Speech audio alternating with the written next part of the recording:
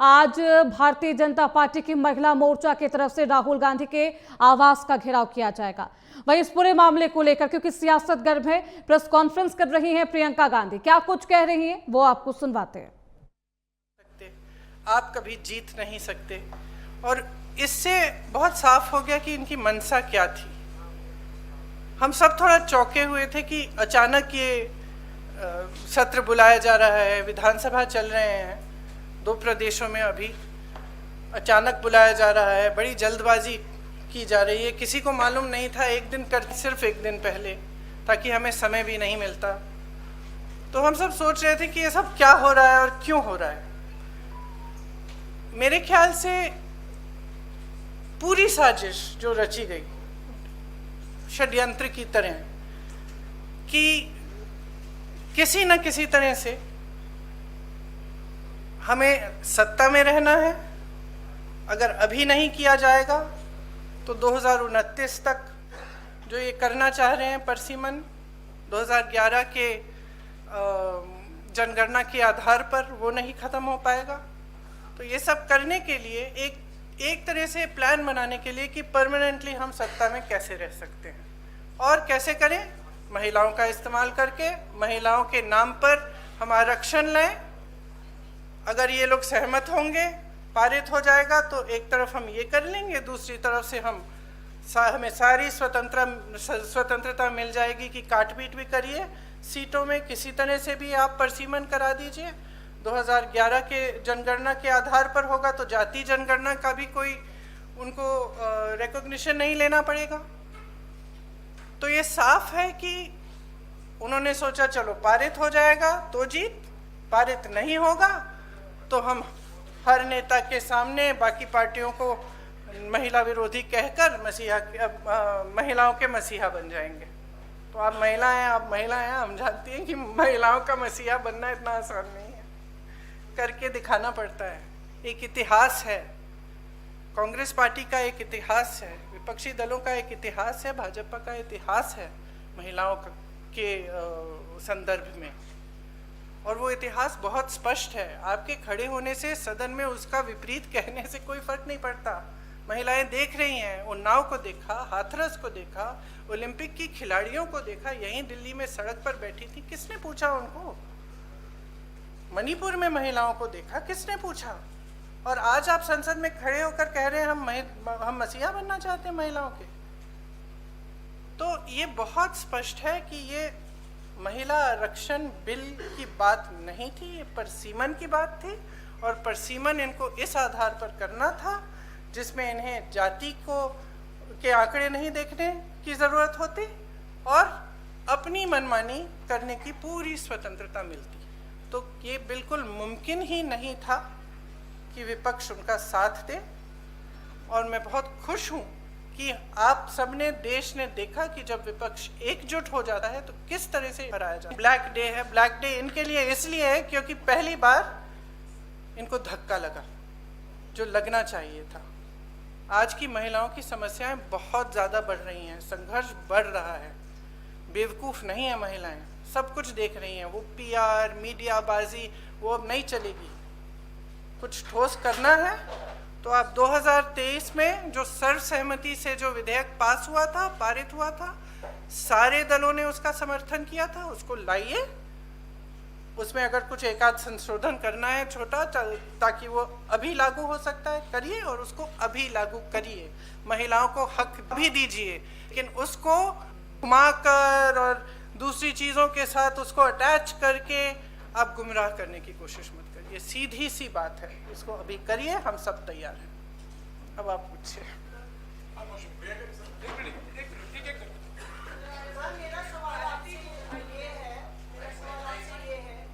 जब ये बिल गिरा उसके बाद, मेरा सवाल आपसे ये है कि जब ये बिल गिरा उसके बाद लगातार सरकार की तरफ से कहा जा रहा है कि राहुल गांधी ने फ्लोर ऑफ द हाउस में बोला कि बिल पास करना है तो मौजूदा परिस्थिति में 1 सेकंड में आप मौजूदा सीट पर पास कर दीजिए 543 पे।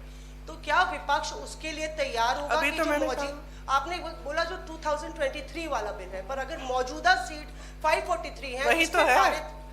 2023 का जो विधेयक है उसमें ये था कि इन्हीं सीटों में से आप 33% महिलाओं को देंगे।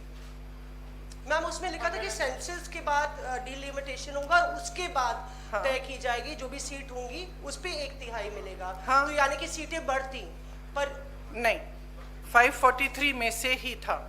तो उसके लिए आप लोग तैयार हैं? हाँ, बिल्कुल तैयार है।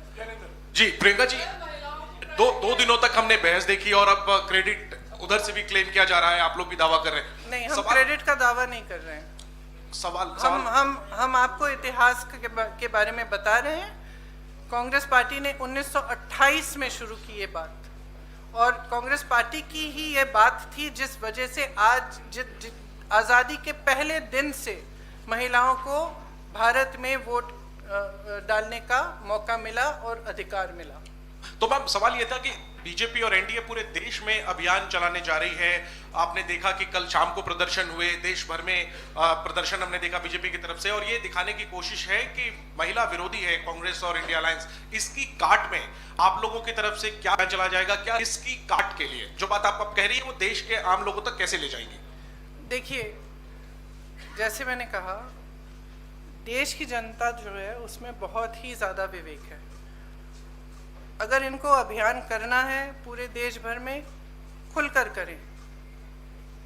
लेकिन आज देश उस परिस्थिति में नहीं है जो 12 साल पहले था, और शायद कभी कभी ये होता है कि जब सत्ता बढ़ जाती है लोग सच्चाई नहीं बताते हैं नेताओं को। तो इस पूरे ये जो पूरा पिछले 2-3 दिनों में हुआ, इससे कुछ हद तक ये भी दिख रहा है कि ये समझ नहीं पा रहे हैं कि आज भारत बदल गया है। भारत की जनता देख रही है, समझ रही है कि मीडियाबाजी, पीआर बाजी, ये बड़े बड़े अभियान, इतना सारा पैसा डाला जाता है इसमें, ये चल नहीं रहा है। ये अब चल नहीं रहा है। कल बार बार अमित शाह जी कह रहे थे, आदरणीय अमित शाह जी कह रहे थे कि हमारी बातों पर भरोसा करिए। कोई भरोसा नहीं कर रहा है। असली पॉइंट तो ये है कि जनता का भरोसा उठ रहा है। तो आप जब कुछ कह रहे हैं तो उसको फेस वैल्यू पे जनता आज नहीं ले रही है।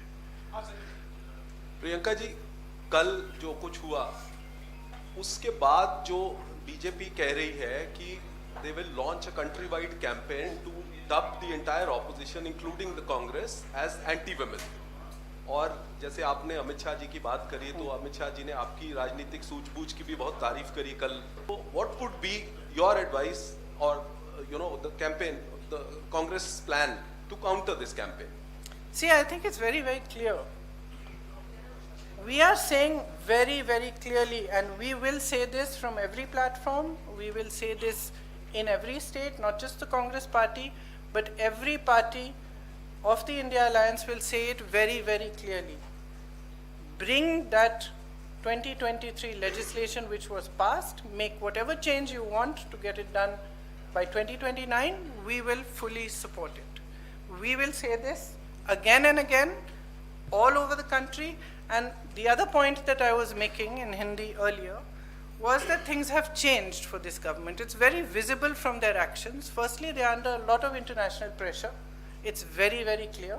A lot of the actions they are taking, I don't think, as my brother said multiple times, any Indian, unless there was massive pressure, he is obviously under massive pressure.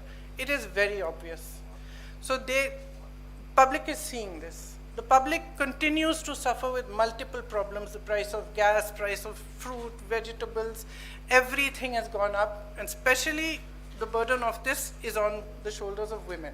And it's across class, across caste. It does not matter whether you're a rich woman, poor woman, whether you live in an urban center, whether you live in the villages.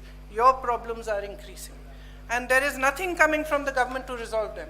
So the public can see it. So they can take their Mahila Morcha in front of whoever's house they want. They can make as much tamasha as they want. This country has now awakened to the fact that they do not stand by their words. They cannot be trusted, and certainly women cannot trust them, because we have seen their attitude and their behavior on multiple occasions. So I think it's very clear they can do what they like.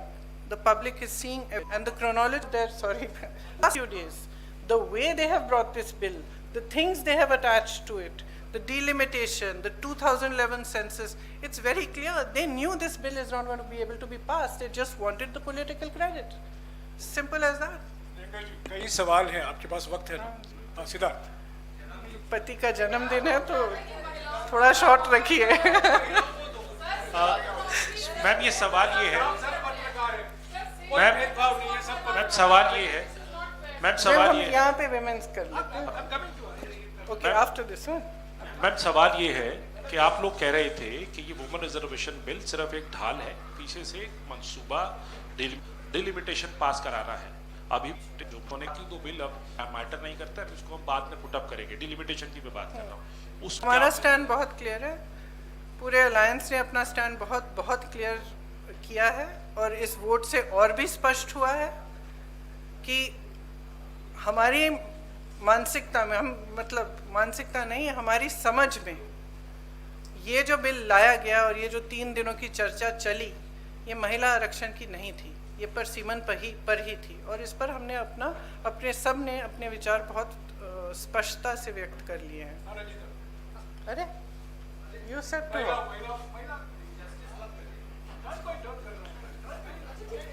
Letter. Ma'am sir महिला ही है इधर भी, वो भी और मैं भी। मैम आपने 543 सीटों की आपने कहा कि 543 मौजूदा सीटों पर सरकार दे दे, तो ओबीसी का उसमें प्रावधान नहीं है, एससी एसटी का तो है, तो क्या उसके लिए भी अगर आप नहीं, उसमें उचित प्रावधान बनाया जा सकता है, क्यों नहीं बनाया जा सकता? और दूसरा मैम सरकार के नैरेटिव को काउंटर करने के लिए, क्योंकि सरकार कह रही है कि हम सड़क पर जाएंगे, संसद से सड़क तक की लड़ाई लड़ेंगे, तो क्या कांग्रेस का भी कोई ऐसा थॉट प्रोसेस है कि हम भी सड़क पर जाएं, और अगर जाएंगे तो क्या कोई रूपरेखा? इन्होंने ये पूरा प्लान पहले से बनाया था, शायद ये भी इस प्लान का हिस्सा था। हम अभी कल हमने इनको डिफीट किया है पार्लियामेंट में, हम आज बैठ के हम भी सोचेंगे कि हमें क्या करना है और जरूर करेंगे कुछ। हाँ, प्रियंका जी, सरकार कह रही है कि आप महिला विरोधी हैं, आप कह रहे हैं कि 543 सीटों पर 543 सीटों पर 33%। मैंने तो लड़की हूँ, लड़ सकती हूँ, किया 40% महिलाओं को उत्तर प्रदेश में लड़ाया, वो अलग बात है कि एक ही जीती उसमें से। वो अलग बात है, लेकिन एक निजाम आपने सेट किया। लेकिन यही सवाल था मेरा कि लड़ाई अपनी जगह है, क्या देश की सबसे पुरानी पार्टी ये कानून लागू हो या ना हो, सबसे पहले ये कर सकती है, ये ऐलान कर सकती है कांग्रेस की आने वाले चुनाव में हम बिना कानून के आए हुए 33% आरक्षण की आशा ये है और हम कह रहे हैं बार बार, विधेयक लाइए, दोबारा से लाइए, हम उसको पास करेंगे, पारित करेंगे आपके साथ। Today the opposition is planning to write a letter to Prime Minister Narendra Modi for the implementation of this bill. But are you also going to mention about the OBC quota, because already for SC/ST there is a provision which has been passed. Obviously. And for Muslim reservation also it was being demanded by the Samajwadi Party. Are you also going to support that in this particular letter? Look, the OBC quota, I think almost every speaker from the opposition has referred to it. We are all saying that if there are women's reservations, just like there will be 1/3 reservations in the ST and the SC, there has to be a OBC reservation which is commensurate to the number. That's it. We're saying it again and again. Priyanka ji पूछ रहे हैं, कुछ पूछ रहे हैं। प्रियंका जी मेरा नाम, एक मिनट, इन्होंने शुरू कर लिया था। प्रियंका जी मेरा नाम पूनम है और मैं अमर उजाला जीत से गई। हूँ।